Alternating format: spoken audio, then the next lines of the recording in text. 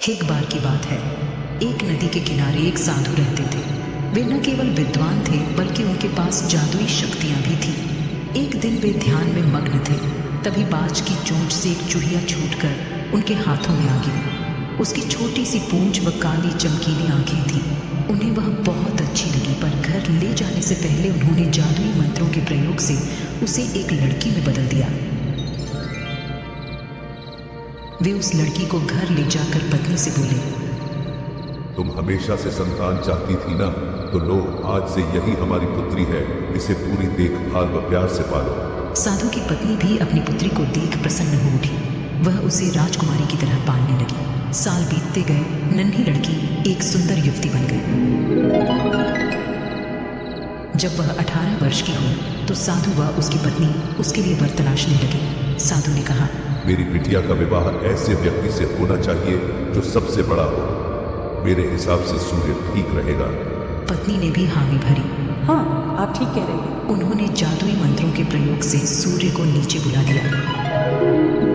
उन्होंने उसे अपनी पुत्री से विवाह करने को कहा, पर पुत्री ने पहले ही ना कर दी। वह बोली, पिताजी, यह तो बहुत गर्म है। मैं उससे विवाह करूंगी जो इससे भी बेहतर हो। साधु निराश हो गए। उन्होंने सूर्य से कहा कि वे ही कोई वर सुझाए।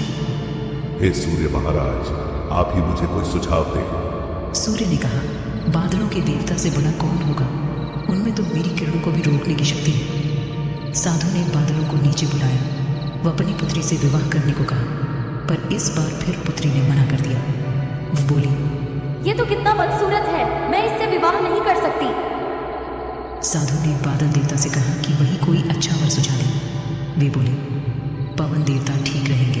वे तो मुझे भी अपनी भूख से उड़ा देते हैं। साधु ने पवन देवता को बुलाकर अपनी पुत्री से विवाह करने को कहा। पुत्री ने फिर इनकार कर दिया। वह बोली, मैं इससे शादी नहीं करूंगी। ये तो कहीं टिकते नहीं, हमेशा यहाँ वहाँ भागते रहते हैं। साधु ने पवन देव से पूछा, क्या मेरी पुत्री के लिए ऐसा वर हो सकता है जो आपसे भी बेहतर हो? पवन देव ने कहा कि पर्वत देव मजबूत व ऊंचे हैं, वे मेरा भी रास्ता रोक देते हैं। साधु ने पर्वत देवता से कहा कि वह उसकी पुत्री से विवाह कर ले। पुत्री ने फिर से मना कर दिया। वह बोली, ये तो बहुत लंबे, सख्त व कठोर हैं। मैं इनसे विवाह नहीं कर सकती। इनसे भी कोई बेहतर चाहिए। पर्वत देवता ने चूहे का नाम सुझाया। वे बोले, माना मैं काफ़ी सख्त, मजबूत व ऊंचा हूँ, पर चूहे मुझ में भी आसानी से बिल बना सकते हैं। साधु ने चूहे को बुलाया। उसे देखते ही उसकी पुत्री खुशी से उछल पड़ी। हाँ पिताजी, यही तो है वह मैं जिससे शादी करना चाहती थी। साधु ने सोचा, इसे ही किस्मत कहते हैं। इसे ही किस्मत कहते हैं।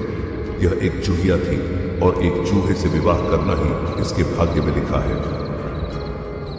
उन्होंने जादुई मंत्रों के प्रभाव से पुत्री को फिर से चूहिया बना दिया।